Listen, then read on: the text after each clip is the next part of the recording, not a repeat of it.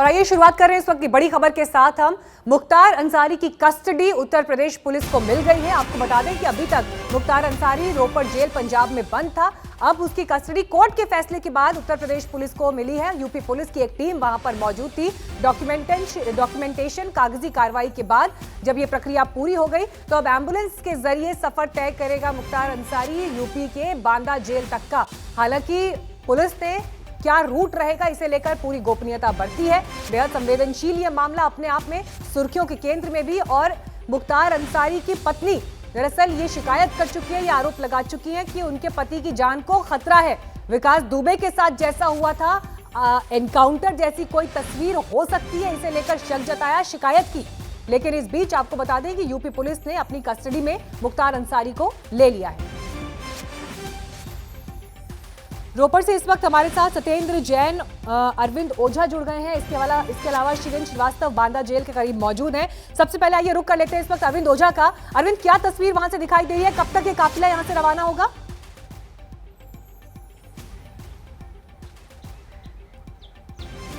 जी बिल्कुल, देखिए तस्वीर दिलचस्प। देखिए ये एक रोपड़ जेल का ये गेट है, फ्रंट गेट की तस्वीर भी हम आपको दिखाते हैं, जहां चप्पे चप्पे पर पुलिस की तैनाती है, तमाम मीडिया कर्मी तैनात है। जिस तरीके से उत्तर प्रदेश पुलिस और उत्तर प्रदेश सरकार और पंजाब सरकार के बीच खींचतान हुई थी, खास तौर पर मुख्तार अंसारी को लेकर, अब जो बड़ी खबर आ रही है कि तमाम जो कागजी कार्रवाई है वो पूरी हो चुकी है। मुख्तार अंसारी को उत्तर प्रदेश पुलिस के हैंडओवर कर दिया है।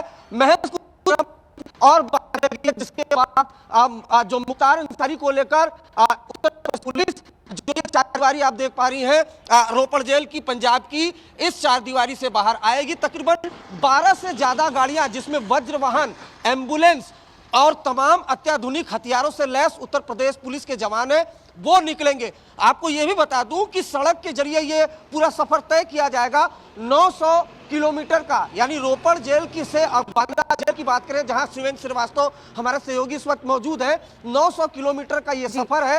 15 घंटे लगते हैं। अरविंद, एक सेकंड आपको रोक रही हूँ। सत्येंद्र के पास कुछ हलचल है, सत्येंद्र को जानकारी देना चाह रहे हैं। सत्येंद्र, बताइए। जी देखिए, एक बार पुलिस को पूरी तरीके से अलर्ट कर दिया गया है। और एक चीज बताऊं, आज भी मुख्तार अंसारी ने जब उत्तर प्रदेश पुलिस उनका हैंडओवर ले रही थी तो एक बार फिर से अपनी खराब सेहत का हवाला दिया है। लेकिन यहां पर मैं आपको बता दूं कि यूपी सरकार पूरी तैयारी के साथ लाव लश्कर के साथ आई है, बाकायदा एम्बुलेंस अपने साथ में लाई है, डॉक्टरों की एक टीम अपने साथ लाई है। और ये जो सुरक्षाकर्मी मेरे ठीक जेल के गेट के सामने आपको दिखाई दे रहे हैं, वो अलर्ट हो गए हैं और सुपुर्दगारी यूपी को मिल चुकी है मुख्तार अंसारी की। किसी भी लम्हे, किसी भी क्षण अब मुख्तार अंसारी का ये सफर यहां से शुरू हो जाएगा, रोपड़ जेल से। और बांदा जेल के बैरक नंबर 15 जो कि तैयार किया गया है, वहां जाकर खत्म होगा। वाहनों को रोकने के लिए इशारा पुलिस के जवान वहां से करने लगे हैं। और ये जो ठीक एडमिनिस्ट्रेटिव ब्लॉक में आपको दिखा रहा हूं मीनाक्षी, ये वो जगह है जिसके ठीक नीचे जमीन पर ग्राउंड फ्लोर पर यूपी पुलिस के तमाम अधिकारी और मुख्तार अंसारी बैठे हुए हैं। और यहां से जो है उन्हें देखने वाली बात यह होगी, क्योंकि मुख्तार अंसारी ने बार बार अपनी खराब सेहत का हवाला दिया है। और इसी हवाले को देकर वो मोहाली की कोर्ट में पहुंचा था, जिसमें व्हील चेयर पर, और जज से कहा था कि मुझे उत्तर प्रदेश की जेल में ना भेजा जाए क्योंकि मेरी सेहत बेहद खराब है। और अब यूपी सरकार की तरफ से एक एम्बुलेंस और डॉक्टरों की टीम भेजी गई है। तो देखने वाली बात होगी कि वो कैदी वाहन में बैठते हैं या फिर जो है एम्बुलेंस में बैठकर जाता है। लेकिन ये सफरनामा अब यहां से शुरू हो रहा है। जो रोपड़ जेल का जो किस्सा था वो इसके बाद अब कहीं ना कहीं खत्म हो जाएगा। 12 अप्रैल को मोहाली की कोर्ट में मुख्तार अंसारी की उसी मामले में पेशी है जिस मामले में पंजाब पुलिस रोपड़ पकड़कर लाई थी बांदा से। और वो जो है पेशी अदालत ने साफ कर दिया है कि वीडियो कॉन्फ्रेंसिंग के जरिए होगी। और मुख्तार अंसारी ने एक मेडिकल बोर्ड बनाने की मांग करी थी, जिसे अदालत ने जो है मना कर दिया कि मेडिकल बोर्ड नहीं बनेगा। अरविंद, जरा आप भी अपने पास तस्वीरें भी दिखाइएगा, किस तरह की हलचल वहां दिखाई दे रही है। लेकिन अरविंद देखिए, विकास दुबे का जब एनकाउंटर हुआ था, आप उस दौरान उस काफिले के साथ चल रहे थे। और मुख्तार अंसारी की पत्नी ये शिकायत कर चुकी है, शक जता चुकी है कि उसके पति के साथ कुछ अनहोनी हो सकती है।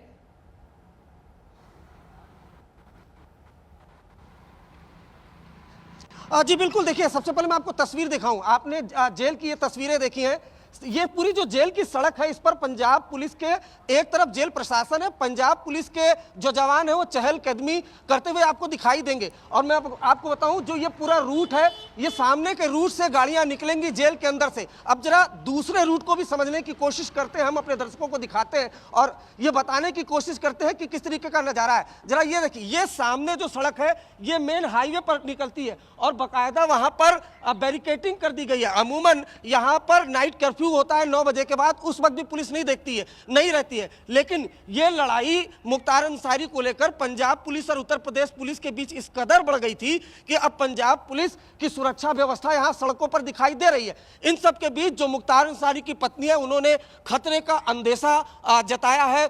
ये बहुत मुमकिन है कि वो शायद सुरक्षा को भी इंश्योर कर रही हो, इसलिए ये एफिडेविट लगाया गया है। लेकिन मामला सुप्रीम कोर्ट में है, ऐसे में उत्तर प्रदेश जो पुलिस है वो भी काफी एहतियात बरत रही है, जिसका नतीजा हमने तस्वीरें भेजी है कि तकरीबन दर्जन भर गाड़ियां हैं, जिसमें वज्र वाहन है, उसमें बड़ी बड़ी गाड़ियां, अत्याधुनिक हथियार है, एम्बुलेंस भी है, क्योंकि लगातार मुख्तार अंसारी अपने मेडिकल रीजन का, अपनी खराब सेहत का हवाला दे रहा है। तो ये जो चार दीवारी है, ये रोपड़ जेल की इसी चार दीवारी के अंदर उत्तर प्रदेश की जो पुलिस है वो मौजूद है। खाना पूर्ति, कागजी कार्रवाई, तमाम चीजें हो चुकी हैं। किसी भी वक्त उत्तर प्रदेश की जो पुलिस है वो मुख्तार अंसारी को लेकर निकलेगी। देखिए ये गेट है, इस गेट पर, तमाम गेट्स पर जो पंजाब पुलिस के जवान है वो तैनात है। और जो सियासी रसूख की बात हो रही है, देखिए मुख्तार अंसारी क्यों बना? क्योंकि उसके पीछे, उसके ऊपर सियासी आकाओं का हाथ था। शायद मैं अरविंद एक सेकंड रोक रही हूँ आपको, हम सत्येंद्र के पास फिर चलेंगे क्योंकि वहां पर हलचल दिखाई दे रही है। किसी भी वक्त ये काफिला यहाँ से निकलेगा। सत्येंद्र बताइए। दिखाओ ना। देखिए, मुख्तार अंसारी को निकाला जा रहा है दूसरे गेट से। यहाँ पर हम आपको ये बताएं कि पहले इस गेट से लाया गया था और ये पुलिस बल जो है, देखिए पुलिस के जवान, जैसा कि हम पहले भी कह रहे थे, गोपनीय तरीके से जो है नहीं, जिस तरीके से हम आपको बता रहे थे कि गोपनीय तरीके से पूरा सीक्रेट प्लान किया गया है। और यहाँ पर ये जो हलचल हुई है, भगदड़ मची है कि मुख्तार अंसारी को पहले गेट नंबर 1 से निकालना था, लेकिन उस प्लान को बदल दिया गया है। और यहाँ पर ये देखिए, ये गेट नंबर 2 है जहां से ये काफिला निकल रहा है। ये एक्सक्लूसिव तस्वीरें हम आपको दिखा रहे हैं। मुख्तार अंसारी का काफिला यहाँ से निकल रहा है। निकल यहाँ से मुख्तार अंसारी का काफिला, ये देखिए, ये तस्वीरें हम दिखा रहे हैं कि कितनी सुरक्षा के बीच ये एम्बुलेंस है जो फंस, मुख्तार अंसारी को रखा गया है, मुख्तार अंसारी को दिखाया गया। ये एक्सक्लूसिव तस्वीरें, ये देखिए, ये मुख्तार अंसारी इस पे लेटा हुआ है, मुख्तार अंसारी इसके अंदर लेटा हुआ है इस एम्बुलेंस में। और इसी एम्बुलेंस में मुख्तार अंसारी को पीछे की तरफ लेकर जो यूपी पुलिस है वो निकली है मुख्तार अंसारी को लेकर। तो ये तस्वीरें हमने आपको भेजी है कि किस तरीके से एक के बाद एक जो गाड़ियों का काफिला है वो निकल करके जा रहा है। एम्बुलेंस के अंदर मुख्तार अंसारी जो है वो लेटा हुआ है और दर्जन भर गाड़ियां हैं। चल गया तू तो अभी तो चल लेना, एडजस्ट कर ले थोड़ा सा। कहा था कि उन्हें कहीं रास्ते में खतरा हो सकता है, लेकिन खतरे की कोई बात नजर नहीं आ रही है। देखिए, ये तस्वीरें सीधी दिखा रहे हैं काफिला, वज्रवाहन के पीछे पीएससी के पीछे उत्तर प्रदेश पुलिस की गाड़ियां, तकरीबन दर्जन भर से ज्यादा गाड़ियों का ये काफिला है जो हम आपको तस्वीरों में दिखा रहे हैं। और अब मुख्तार अंसारी का काउंटडाउन शुरू हो गया है। रोपड़ जेल का सफरनामा खत्म होकर अब बांदा जेल की नई कहानी ये लिखी जा रही है। और ये तस्वीरें देखिए, ये जो एम्बुलेंस आपको स्क्रीन पर दिखाई दे रही है, ये वो एम्बुलेंस है जिसके अंदर मुख्तार अंसारी को ले जाया जा रहा है बांदा जेल। और इसी रास्ते से पंजाब पुलिस मुख्तार अंसारी को लेकर आई थी। और सुरक्षा की कितने चाक चौबंद इंतजामात किए गए हैं, इसका अंदाजा आप इस बात से लगा रही हैं कि जहां पर भी कैमरे की नजर जा रही है वहां तक सिर्फ वाहनों का काफिला दिखाई दे रहा है। और ये काफिला कम से कम इस तरीके से लग रहा है जैसे किसी राज्य का चीफ मिनिस्टर या फिर केंद्रीय मंत्री जा रहा हो। शायद केंद्रीय मंत्रियों को भी इतनी सुविधाएं नहीं मिलती होंगी जिस तरीके से मुख्तार अंसारी को यहां से ले जाया जा रहा है। ये तस्वीरें हम आपको पूरे बांदा तक दिखाते रहेंगे, जो भी पल पल की जानकारी मिलेगी वो आपको बताते रहेंगे। और इस सफरनामे के साथ एक बहुत बड़ा सवालिया निशान है। पूरा देश ये देख रहा है कि कहीं कोई गाड़ी पलटेगी तो नहीं। तो यहाँ पर फिलहाल गाड़ियों की स्पीड मैं आपको बताना चाहूंगा, 65 की स्पीड ये गाड़ियां फिलहाल चल रही हैं। शहर अंदर से निकली है, सीधा हरियाणा होते गाड़ी हुए गीला हूँ, कहो तो फिर प्ले करूँ। एक्सप्रेस वे कहते हैं, ये टेंटेटिव है और इस प्लान से ही बांदा और जिस तरीके से एक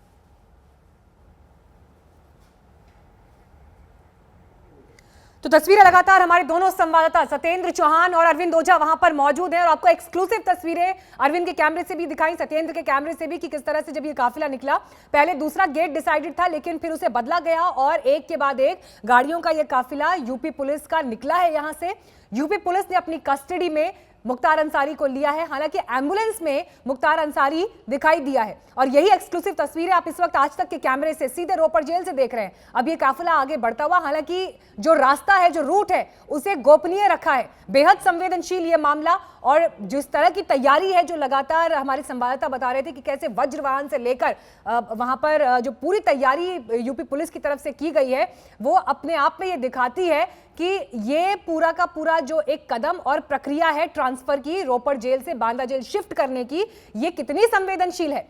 तैयारी वहां जबरदस्त। हालांकि एक लड़ाई का पहलू कोर्ट की दहलीज पर भी दिखाई दिया। सत्येंद्र के पास चलते हैं सीधे। सत्येंद्र, काफिला आगे बढ़ चला है, आपके कैमरे से हम लाइव तस्वीरें देख रहे हैं, बताइए। बता रहा था मीनाक्षी, ये काफिला कम से कम ऐसी याद दिला रहा है कि किसी राज्य के मुख्यमंत्री को शायद इस तरह की सहूलियत ना मिलती होगी। आप देखिए, सीओ की गाड़ी चल रही है, उसके बाद सीएसी की गाड़ी है, फिर उसके बाद पुलिस का वज्र वाहन है और उसके बाद 2 गाड़ियां और हैं। और उन गाड़ियों के आगे जो सफेद रंग की एम्बुलेंस आपको दिखाई दे रही है, ये वो एम्बुलेंस है जिसके अंदर मुख्तार अंसारी को ले जाया जा रहा है। और एम्बुलेंस से आगे भी अब तस्वीरें हमें दिखाई दे रही है।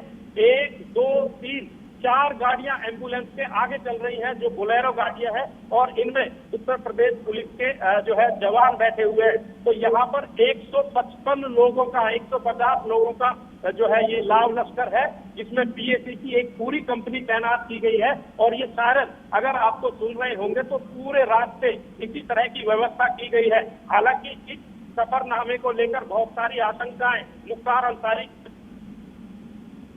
में भी याचिका लगाकर कहा गया था कि सुरक्षा होता है, लेकिन जिस तरीके से ये वाहनों का काफिला हम आपको दिखा रहे हैं, इसको देखकर कोई भी अंदाजा लगा सकता है कि सुरक्षा के लिहाज से यहाँ किसी को कोई दिक्कत नहीं हो सकती है। जगह जगह पर जब एक राज्य का मुख्यमंत्री निकलता है तो जगह जगह पर पुलिस खड़ी की जाती है। ठीक उसी तरीके से ये देखिए, चारों तरफ के दृश्य मैं आपको दिखा रहा हूँ कि किस तरीके से सायरन बज रहे हैं, हूटर बज रहे हैं, दर्जन भर से ज्यादा तस्वीरें देखिए। मुख्तार अंसारी को हम आपको दिखा रहे हैं, एम्बुलेंस के पीछे जिधर अखबार लगा हुआ है। अभी फिर से मैं आपको तस्वीर दिखाऊंगा कि मुख्तार अंसारी महोदय इस समय एम्बुलेंस में बैठे हुए हैं और ये जो तस्वीरें हम आपको सीधी दिखा रहे हैं, पुलिस की गाड़ियां, पूरा काफिला और जिस तरीके से रफ्तार गाड़ियों की बढ़ी है, उसमें कहीं ना कहीं दुर्घटना की आशंका हो जाती है। लेकिन यहाँ पर इस तरह का कुछ ना हो, ऐसी हम दुआएं करते हैं। और ये काफिला जिस गति से बढ़ रहा है, 900 किलोमीटर का सफर है, जिस सफरनामे को अभी फिलहाल नेशनल हाईवे से शुरू किया गया है। मीनाक्षी, ये भी बता दूं कि राज्य में पूरे, जहां हरियाणा की बेल्ट है, पंजाब की बेल्ट है, स्थानीय पुलिस अफसरों को, जिनमें जिले के पुलिस अधिकारी हैं, उनको बाकायदा अलर्ट जारी किया गया है कि रास्ते में किसी तरह का कोई व्यवधान न आए, क्योंकि इस तरह की आईबी इंटेलिजेंस रिपोर्ट भी थी कि रास्ते में भी कहीं जो है भीड़ भी जुट सकती है, कहीं पर हंगामा भी हो सकता है। लिहाजा जो रूट प्लान है वो तकरीबन 4 रूट प्लान तैयार किए गए थे और सुरक्षा के लिहाज से हम भी अब ये नहीं बताएंगे कि ये कौन सा रूट प्लान है, लेकिन जिस तरीके से ये काफिला आगे बढ़ रहा है वो कहीं ना कहीं बेहद दिलचस्प तस्वीरें हैं कि किस तरीके से एक अपराधी को 2 राज्यों की लड़ाई में से, बीच में से निकाल कर उसके मूल स्थान पर ले जाया जा रहा है, जहां उसके खिलाफ तकरीबन अर्ध सेंचुरी यानी कि 50 से ज्यादा गंभीर मामले, जिनमें हत्या, फिरौती, अपहरण सब कुछ शामिल है, ये मामले वहां पर दिखाई दे रहे हैं। और ये तस्वीरें, ये देखिए, काफिला सीधा, गाड़ियों की स्पीड एकदम आगे बढ़ी है और ये तस्वीरें शायद हम आपको एक्सक्लूसिव दिखा रहे हैं। और ये सफरनामा, पल पल की जानकारी हम बांदा तक आपको देते रहेंगे कि आखिर किस तरीके से ये यात्रा पूरी होती है। लेकिन जो भी हो, मुख्तार अंसारी की पंजाब से यूपी और यूपी से पंजाब का किस्सा बेहद दिलचस्प रहा। पहला कोई ऐसा आरोपी देखा होगा जो ये कहता है कि मुझे अपने किए आरोप की जमानत नहीं चाहिए, मैं अदालत में नहीं जाना चाहता, मैं जमानत नहीं चाहता, मैं इस जेल को नहीं छोड़ना चाहता। कहीं ना कहीं एक तरीके से सेफ हाउस ये जेल बनकर रह गई थी।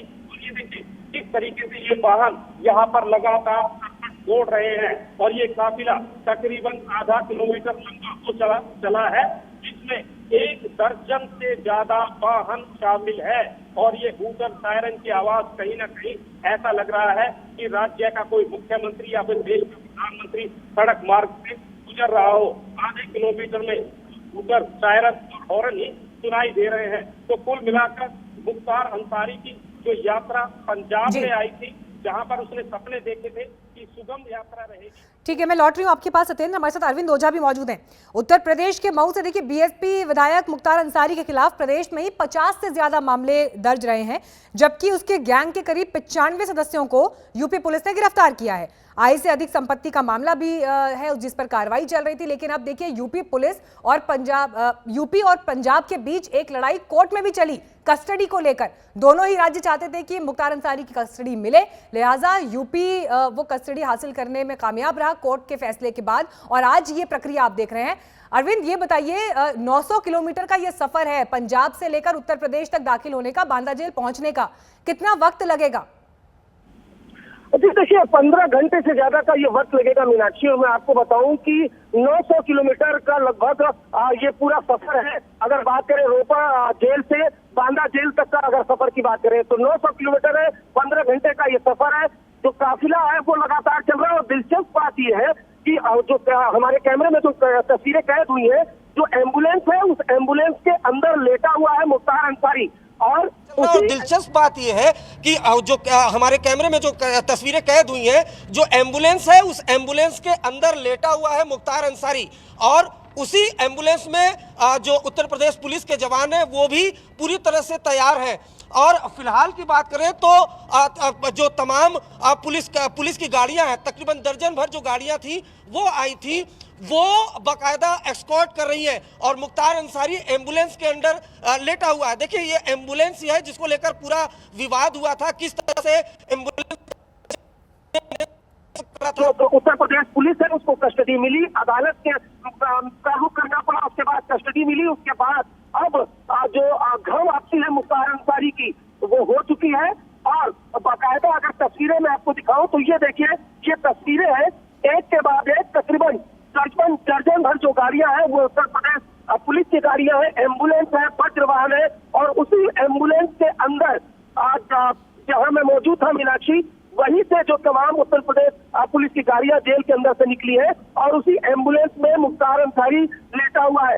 दिलचस्प तस्वीरें यह भी है कि जब बाकायदा कोर्ट ने, सुप्रीम कोर्ट ने कहा था कि उत्तर प्रदेश पुलिस को कस्टडी दी जाए, उसके बाद व्हील चेयर में मुख्तार अंसारी नजर आया था अचानक से, जिसके बाद लगातार मुख्तार अंसारी और उसके परिवार के लोग जो स्वास्थ्य कारणों का हवाला दे गई है। देख पा रहे हैं आप, ये एक जो तस्वीर है ये वज्र वाहन की तस्वीर है। अमूमन जो रॉयल्स बेदंगे होते हैं उसमें इस वज्र वाहन का इस्तेमाल किया जाता है। ये भी उत्तर प्रदेश पुलिस अपने साथ लेकर आई थी। उसके अलावा जो एम्बुलेंस थी वो भी लेकर आई थी और उसी एम्बुलेंस में मुख्तार अंसारी को लेटाया गया है। उसके अलावा बैक टू बैक लगातार जो उत्तर प्रदेश के, खासकर बांदा की बात करें तो बांदा से जो गाड़ियां आई थी वो गाड़ियां बाकायदा चल रही है साथ में।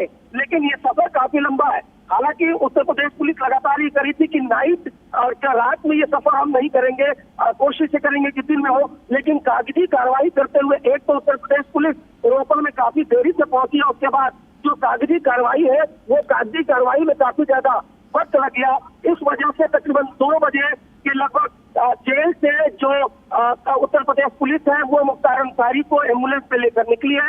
अब 15 घंटे का ये सफर है, 900 किलोमीटर दूरी पड़ती है बांदा जेल की रोपड़ जेल से। तो फिलहाल लेकर जाया जा रहा है। और आपको बताऊं कि जिस तरीके से जो लगातार बात हो रही है, जिस वजह से ज्यादा सुर्खियों में यह मामला आ गया कि पंजाब पुलिस और पंजाब सरकार और उत्तर प्रदेश सरकार के बीच खींचतान चल रही थी। पंजाब सरकार कह रही थी हम कस्टडी नहीं देंगे, उत्तर प्रदेश सरकार कह रही थी हम हर हाल में कस्टडी लेंगे और मामला अदालत में गया। दरअसल मुख्तार अंसारी की बात की जाए तो हमेशा से सियासी रसूख रहा है और सियासी रसूख के दम पर ही जेल से ये अपने जुर्म का धंधा चलाता था। ऐसे कई कॉल इंटरसेप्ट किए थे उत्तर प्रदेश पुलिस ने जिसमें ये जेल से टेंडर लेने देने की बातें करता रहता था और सियासी रसूख का ये अंदाजा है कि कई केस इन्फ्लुएंस किए। यहाँ तक कि कृष्णानंद राय मामले की बात की जाए जो बीजेपी के विधायक थे, 100 से ज्यादा गोलियां बरसाई गई थी। उस मामले में भी जब अदालत ने किया था तो कहा था कि गवाह जो है वो सारे मुकर गए हैं। उत्तर प्रदेश पुलिस का कहना था कि उसने काफी ज्यादा एविडेंस इकट्ठा किए थे। तो तमाम ऐसे केस है, 51 से ज्यादा मुकदमे मुख्तार अंसारी के खिलाफ है, जिसमें 18 हत्या के मुकदमे दर्ज है, कई अटेम्प्ट टू मर्डर के, उसके अलावा धमकाने के, ये तमाम मुकदमे दर्ज है। लेकिन पहला डर मुख्तार अंसारी को तब लगा जब उत्तर प्रदेश में सत्ता बदली, योगी सरकार आई। उसके बाद मुन्ना बजरंगी जो इसका खासम खास था, जिसने कृष्णानंद राय की गोली मारकर हत्या की थी, मुन्ना बजरंगी की हत्या हो गई थी बाजपा जेल में। उसके बाद से ही मुख्तार अंसारी और उसके परिवार वालों को डर सता रहा था। उसके बाद एक नाटकीय घटना, नाटकीय वारदात आप इसे कह सकती है, वो हुई जब एक पंजाब के मोहाली के बिल्डर ने ये आरोप लगाया कि उसे मुख्तार अंसारी ने धमकाया है, जिसके बाद पंजाब पुलिस उसे कस्टडी में लाती है। उसके बाद 2 साल तक मुख्तार अंसारी रोपर जेल में रहता है, लेकिन जमानत की अर्जी नहीं लगाता। आप इससे अंदाजा लगा सकते हैं कि कितना सुरक्षित महसूस कर रहा था रोपर जेल में और घर वापसी नहीं करना चाहता था। लेकिन उत्तर प्रदेश सरकार भी अड़ गई। Uttar Pradesh police supreme court तक पहुंची और नतीजा जो तस्वीरें हैं वो आपके सामने है। और जो बात देखिए अरविंद आप बता रहे हैं कि अपराध की जड़ें हमारे सिस्टम में कितनी गहरी हैं, ये मुख्तार अंसारी की पूरी क्राइम कुंडली बताती है। 32 साल का ये वक्त जिसमें 302 यानी हत्या के 18 केसेस मुख्तार अंसारी पर, राजेंद्र सिंह से लेकर कृष्णानंद राय तक बीजेपी के विधायक। 29 नवंबर 2005 को यह हत्याकांड हुआ जिससे पूरा उत्तर प्रदेश दहल उठा था। पूर्वांचल में खौफ का दूसरा नाम मुख्तार अंसारी रहा है। 1996 से मुख्तार का मऊ विधानसभा सीट पर कब्जा भी रहा, लेकिन समाजवादी पार्टी का साथ, कभी बीएसपी का साथ, पार्टियां बदलती रही, लेकिन सियासी रसूख और अपराध में जो पूरा एक पकड़ जो इस अपराध की दुनिया में मुख्तार अंसारी की रही, उससे उत्तर प्रदेश का इतिहास जो है वो अछूता नहीं रहा है। सत्येंद्र के कैमरे से ये तस्वीरें आप इस वक्त देख रहे हैं, क्योंकि काफिला आगे बढ़ रहा है। 900 किलोमीटर का सफर है, 15 घंटे का करीब ये वक्त होगा जो लगेगा बांदा जेल तक पहुंचने में। सत्येंद्र, ये भी बताइए कि पंजाब में जब रोपड़ जेल में मुख्तार अंसारी बंद था, जो लड़ाई कोर्ट में चली, क्या आपत्तियां पंजाब सरकार की थी? क्यों पंजाब सरकार इस कस्टडी को लेकर बहुत एडमेंट थी, हठी थी, अड़ियल बनी रही? आप देखते रहिए और इसके साथ साथ मैं आपको सबसे पहले शुरुआत से कहानी बताता हूँ कि 7 जनवरी 2020 को एक शिकायत मोहाली पुलिस को मिलती है, एक बिल्डर के माध्यम से लिखित शिकायत मिलती है। ये कहानी बताता हूं कि 7 जनवरी 2020 को एक शिकायत मोहाली पुलिस को मिलती है, एक बिल्डर के माध्यम से लिखित शिकायत मिलती है कि जेल से उसे फोन आया है और उससे 2 करोड़ रुपए की फिरौती मांगी गई है।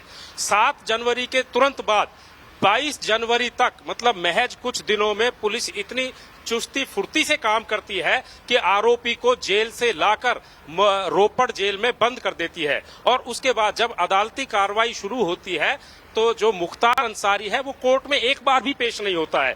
और उसके बाद जब पुलिस चार्जशीट में डिले करती है लगातार, तो जो आरोपी है, जो अपराधी है, वो वहां से जमानत ही नहीं मांगता है। और जब दूसरा राज्य ये कहता है कि इस अपराधी ने हमारे राज्य में 50 से ज्यादा गंभीर अपराध किए हैं और खासकर जो हथियारों का मामला है, LMG लाइट मशीन गन का मामला है, उसमें हमें पूछताछ करती है, तो पंजाब पुलिस बहाना बना देती है और पंजाब पुलिस कहती है कि हम इस अपराधी को आपको नहीं सौंप सकते हैं। और ये मामला इतना बड़ा बनता है कि सुप्रीम कोर्ट तक जाता है, हाई कोर्ट तक से होते हुए सुप्रीम कोर्ट जाता है और सुप्रीम कोर्ट में भी लगातार सुनवाई होती है।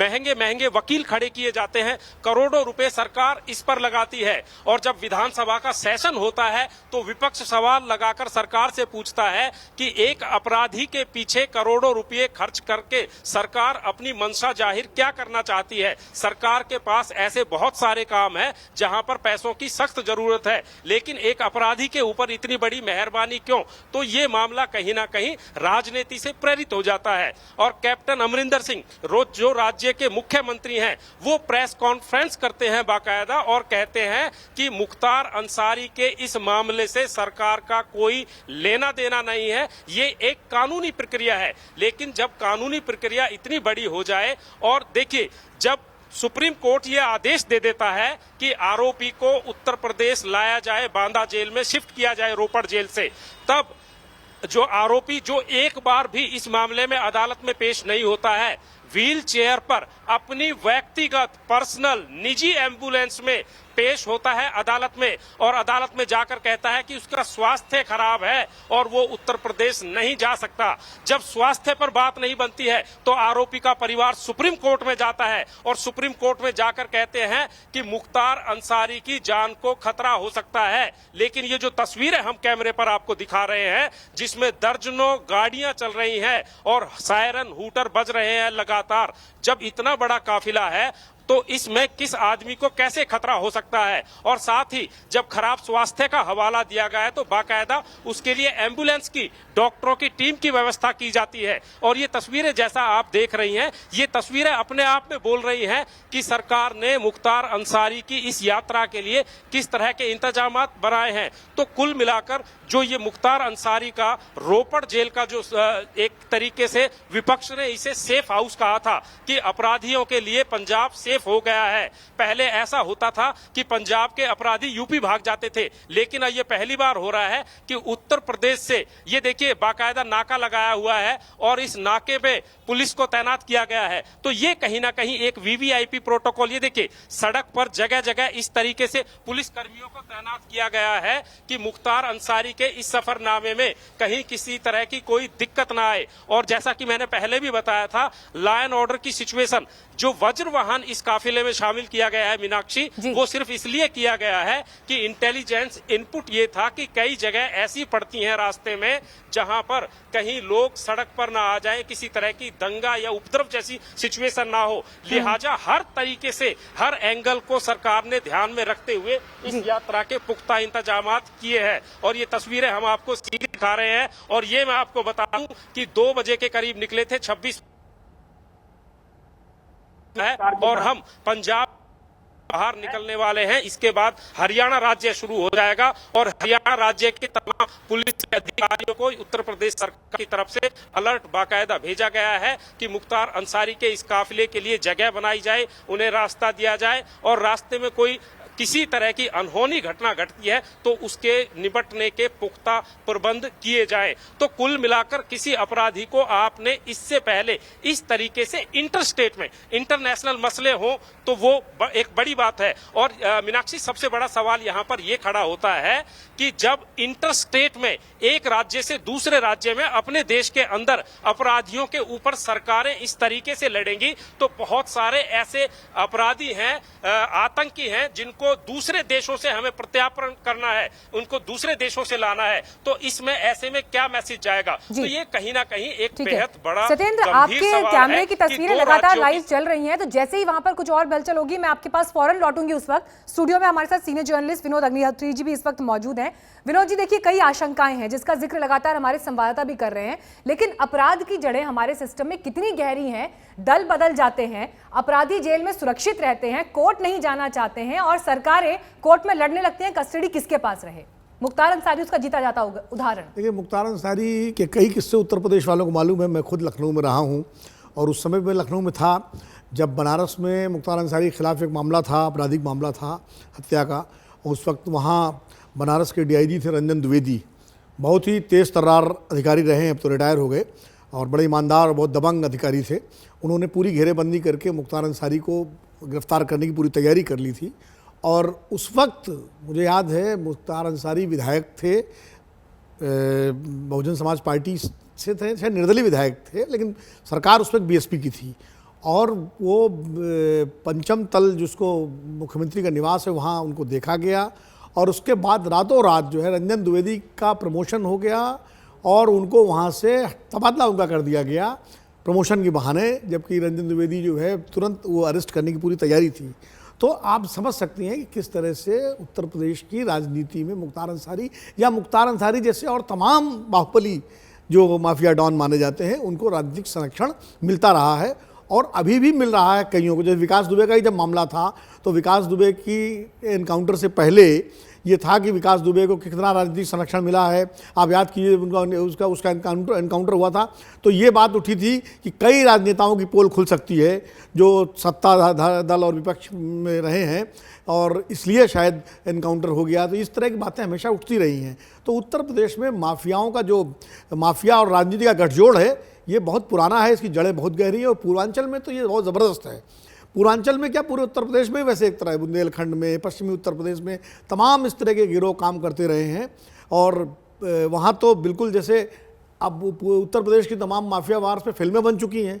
गैंग ऑफ वसईपुर और मिर्ज़ापुर जैसे सीरियल आप लोगों ने देखे हैं सब लोगों ने। तो उत्तर प्रदेश एक तरह से पूरा इस मामले में कोई ये मुख्तार अंसारी अपवाद नहीं है, ये एक अध्याय है उस अपराध कथा का। इसके पहले भी अगर इतिहास में जाएं तो तमाम सारे अपराधियों के गिरोहों के उनके राजनीतिक संरक्षण के किस्से सामने आ चुके हैं। जिस तरह मुन्ना बजरंगी की जेल में हत्या हुई और उस हत्या के पीछे तमाम सारे सवाल उठे। कृष्णानंद राय की हत्या में तो मुख्तार अंसारी का ही नाम था, दिन दहाड़े हत्या हुई। तो ये हत्याकांडों का सिलसिला उत्तर प्रदेश में पूरब से पश्चिम तक एक जमाना था कि पश्चिमी उत्तर प्रदेश में इसी तरह गैंग वार हुआ करते थे। वो 1980 का दशक था, मैं उस वक्त पश्चिमी उत्तर प्रदेश में ही संवाददाता था एक अखबार का, नवभारत टाइम्स का, और उस वक्त बहुत सारे गैंग वार हमने देखे और किस तरह उनको राजनीतिक संरक्षण मिलता था और उनको छुड़ाने के लिए, उनकी पैरवी के लिए बड़े बड़े राजनेता केंद्र से लेकर राज्य स्तर तक कर अधिकारियों पर दबाव डालते थे। यही लखनऊ में रह गए मैंने देखा और यही वजह है कि मुख्तार अंसारी का मामला देखिए जिस तरह दो राज्यों के नाक की लड़ाई बन गया, उत्तर प्रदेश और पंजाब की, और बाद में सुप्रीम कोर्ट को दखल देकर के सुप्रीम कोर्ट से फैसला हुआ। तो इससे पता लगता है कि राजनीति और माफिया तंत्र कितना गहरी जड़ें उत्तर प्रदेश में या बिहार जैसे राज्यों में जमा चुका है। और इसीलिए अफसोस होता है जब सिस्टम अपराधियों के आगे बेबस दिखाई देता है और इस तरह की तस्वीर दिखाई देती है, चाहे वो चुनावों में दागियों को टिकट देने का मामला हो, चुनाव जिस तरह से बाहुबलियों के जरिए जीते जाते हैं, अंतिम परिस्थिति ऐसी बनती हुई दिखाई देती है। वाकई ये गंभीर सवाल है। रुक कर लेते हैं हम इस वक्त बांदा जेल का। हमारे संवाददाता कुमार अभिषेक वहां पर मौजूद है। मुख्तार अंसारी को वहीं पर शिफ्ट किया जाना है। किस तरह की तैयारी कुमार अभिषेक आप इस वक्त बांदा जेल में देख रहे हैं, क्योंकि काफिला तो निकल चुका है पंजाब के रोपड़ से और हरियाणा अब किसी भी वक्त दाखिल होने वाला है।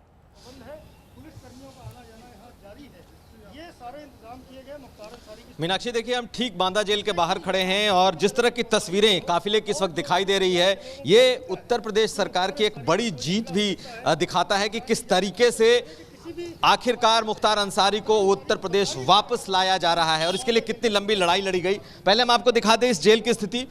ये यहाँ पर जबरदस्त तरीके से तैयारियां चल रही हैं। लगातार दूसरे जेलों से यहाँ पर जो सुरक्षाकर्मी हैं उन्हें लाया जा रहा है, तैनात किया जा रहा है। पहले से हम लोग बताते रहे हैं कि 15 नंबर बैरक उनके लिए यहाँ रखा गया है, जो कि बिल्कुल एक कोने में है और पिछले बार भी मुख्तार अंसारी उसी बैरक में रहा करता था। लेकिन यहाँ की पूरी पुलिस लगभग बदल चुकी है और पीएसी का एक पूरा प्लाटून है और जितने भी पुलिसकर्मी थे उनकी जगह नए लोगों को यहाँ पर तैनात किया जा रहा है। 900 किलोमीटर का जो ये सफ़र है, उम्मीद ये की जा रही है कि सुबह तकरीबन 4 बजे के आसपास वो काफिला यहाँ पहुँच सकता है और ये भी बात साफ है कि पूरे रास्ते में कहीं इस काफिले को रोका नहीं जाएगा जिससे मुख्तार अंसारी आ रहा है। लेकिन ये एक उत्तर प्रदेश सरकार ने जो खासकर योगी आदित्यनाथ की सरकार ने जो एक मैसेज देने की कोशिश की थी और आज जिस तरीके का दृश्य हमें दिखाई दिया है रोपड़ जेल के बाहर से जो लंबा काफिला निकला है, जैसा सत्येंद्र बता रहे थे कि ऐसा अमूमन वीवीआईपीज को भी नहीं मिलता, लेकिन यह दृश्य उत्तर प्रदेश की सियासत के लिए भी बड़ी मायने रखता है, क्योंकि इस सियासत को लेकर के ही, इस बात को लेकर के ही अब जो योगी सरकार है वो कहीं ना कहीं इसे अपने पक्ष में भी करेगी कि देखिए हम कहां से लेकर आए और किस तरीके से जो दूसरी सरकार है वो इन्हें बचा रही थी। निश्चित तौर पर अभी इस जेल के बाहर का जो दृश्य है, यहाँ पर तैयारियों का दृश्य है, लगातार सीसीटीवी वगैरह लगाए गए हैं, कई कैमरे लगाए गए हैं। ठीक है, लौटते कुमार आपके पास। जी विनोद जी पूछिए सवाल। मैं इस कुमार से ये पूछना चाह रहा हूँ, क्योंकि बांदा में है, उत्तर प्रदेश में है इस समय, इसका एक राजनीतिक पक्ष भी है मुख्तार अंसारी वाले प्रकरण का। इस समय उत्तर प्रदेश में पंचायत चुनाव जो है हो रहे हैं, तो मुख्तार अंसारी के इस प्रकरण का, कुमार आप चूंकि वहाँ पर हैं, पंचायत चुनाव पर क्या असर पड़ेगा, क्योंकि ये निश्चित रूप से राजनीतिक पक्ष भी इस पूरे प्रकरण का है।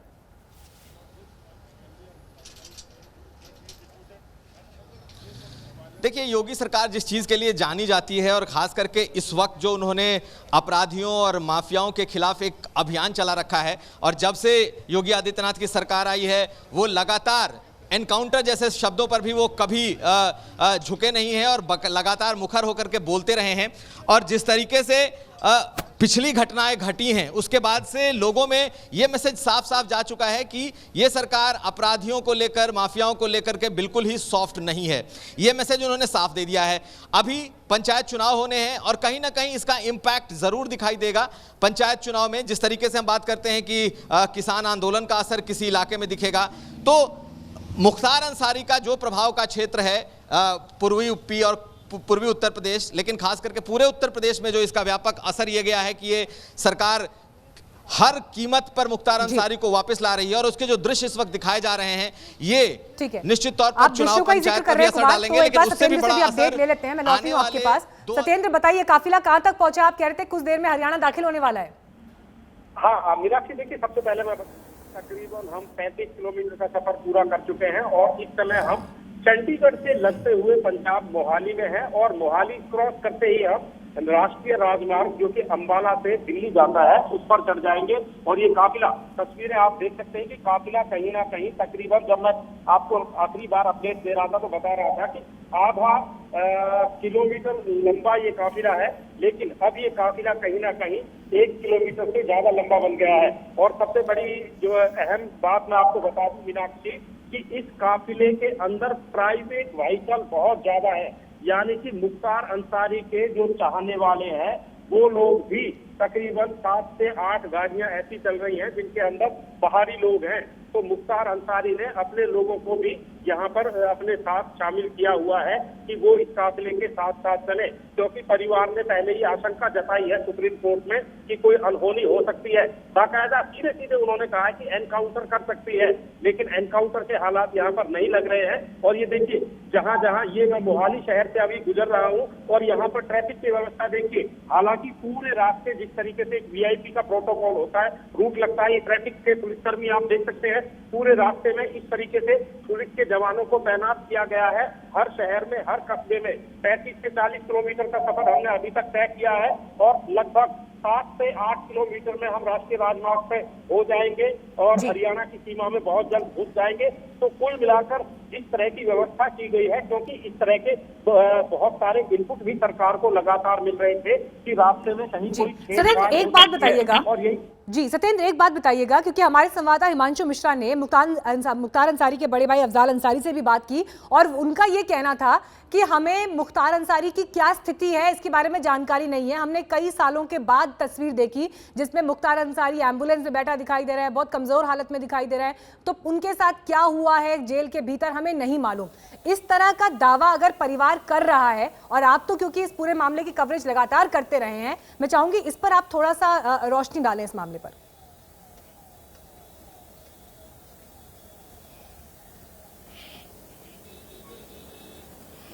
कह रहे थे कि उनके बाल पक गए हैं, एम्बुलेंस में वो जा रहे हैं और जो है व्हील चेयर पर जा रहे हैं। तो अगर उनको इस तरह की कोई परेशानी है तो वो लिखकर सरकार को दें। अगर मेडिकल से संबंधी कोई समस्या है, ये समस्या एकाएक क्यों आई?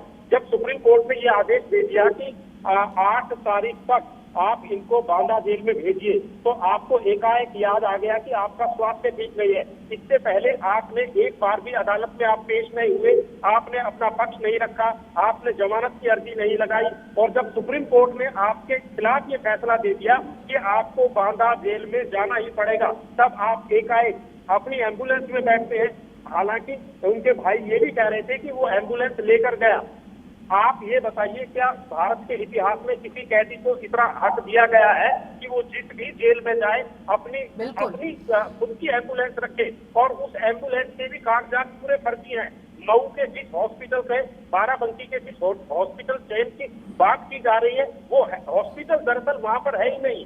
जिस गाड़ी को रिन्यू किया जा रहा है आरटीओ के, उस पर कोई रिकॉर्ड नहीं है। आप अपनी एम्बुलेंस रख रहे हैं, आप अपने मन मुताबिक आप अपनी सेहत का हवाला दे रहे हैं। हम बिल्कुल मानते हैं कि उनकी सेहत खराब है। अगर इससे पहले वो 1 साल से ज्यादा लंबे समय मोहाली जेल में रहे, क्या उन्होंने एक बार भी अपनी खराब सेहत का हवाला किया? ऐसे समय पर जब सुप्रीम कोर्ट ने आपको आदेश दे दिया कि आपको अपनी मूल जेल में जाना पड़ेगा, तो आप अपने एकाएक खराब स्वास्थ्य का हवाला देकर अदालत में आ गए।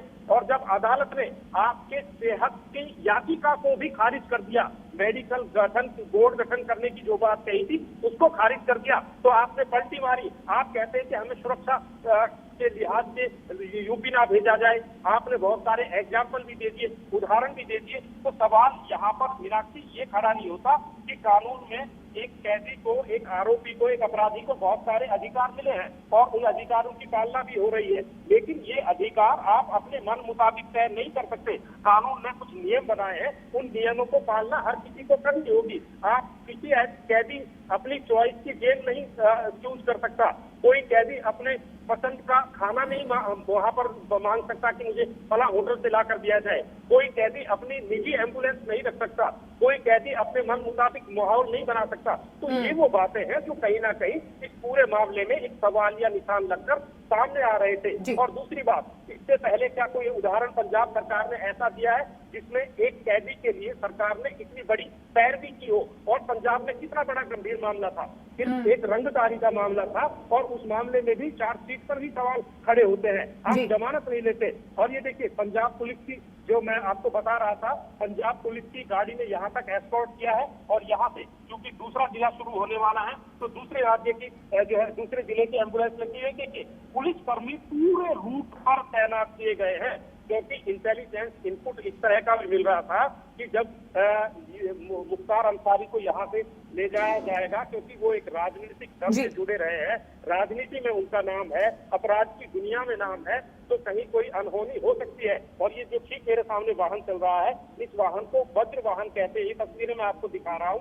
और वज्र वाहन का अमूमन इस्तेमाल दंगा को नियंत्रण करने में किया जाता है। जब कहीं कोई रॉयट्स होता है, दंगा होता है, तब इस तरह के वाहन का इस्तेमाल किया जाता है। ठीक है सत्येंद्र, लौटूंगी आपके पास। जी लौटूंगी सत्येंद्र आपके पास। अरविंद ओझा भी लगातार इस काफिले के साथ चल रहे हैं। अरविंद, तस्वीरें भी दिखाते रहिएगा। लेकिन देखिए अरविंद, ये खबर दिखाने के बाद ही ट्विटर पर इस वक्त टॉप ट्रेंड कर रहा है नाम मुख्तार अंसारी का। और ये भी देखना होगा कि जिस तरह के रिएक्शंस आ रहे हैं, लोग तुलना कर रहे हैं विकास दुबे एनकाउंटर से, और इस बात का शक और शिकायत पत्नी भी जाहिर कर चुकी हैं। साख पर सवाल तो यूपी पुलिस के भी है अरविंद।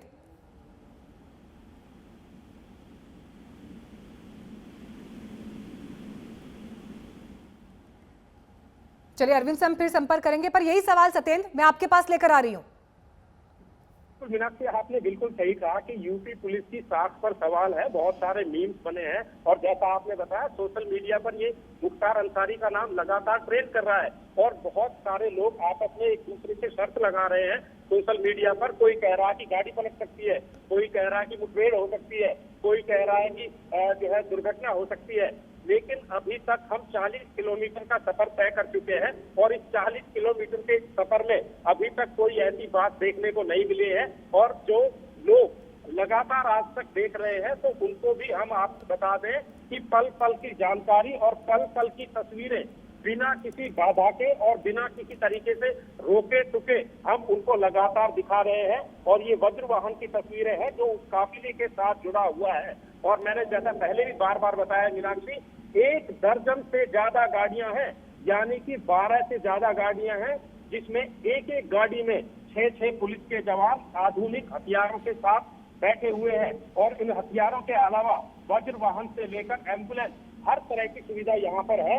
वीआईपी ट्रीटमेंट भी आप इसे कह सकते हैं कि शायद किसी अपराधी को इतनी बड़े लाव लश्कर के साथ, इतने बड़े काफिले के साथ उसकी जेल में पहुंचाया जाता हो, ऐसा अमूमन देखने में बहुत कम आता है। और इससे पहले एक दिलचस्प बात मैं आपको बता रहा था मीनाक्षी, कि जब इंटर स्टेट, यानी कि हमारे देश के 2 राज्यों के बीच में एक अपराधी को लेकर 2 सरकारें सर्वोच्च न्यायालय तक जाती है, एपेक्स कोर्ट तक जाती है, तो ऐसे में ये भी सवाल खड़ा होता है कि अपेक्स कोर्ट जाने के बजाय जब हम दूसरे देशों से संधि करते हैं, वहां से अपराधियों को, आतंकियों को लाना होता है, तो कल को ये भी एक सवाल खड़ा हो सकता है कि आप अपने देश में एक राज्य से दूसरे राज्य में अपराधियों को लाने के लिए इतनी लंबी कानूनी लड़ाई लड़ते हैं। तो कहीं ना कहीं ये एक पूरा मामला एक फिल्मी स्क्रिप्ट की तरह भी नजर आ रहा है कि एक अपराधी। सत्येंद्र, लगातार तस्वीरें तो हम दिखाई रहे हैं, हमारे दर्शकों को जरा ये भी बताइए कि जो केसेस मुख्तार अंसारी के ऊपर हैं अभी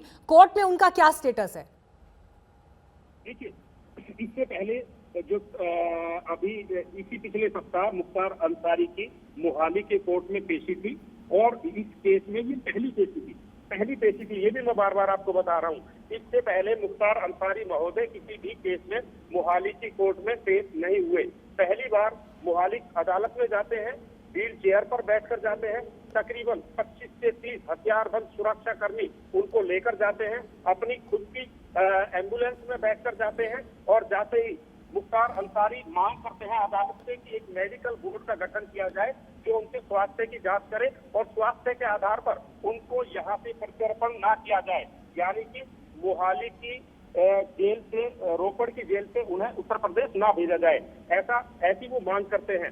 अदालत 12 मई का समय देती है, 12 अप्रैल का समय देती है, लेकिन इस 12 अप्रैल से पहले सुप्रीम कोर्ट के उस आदेश की तय सीमा खत्म होती है जिसमें ये कहा गया था कि पंजाब सरकार इस तारीख को मुख्तार अंसारी को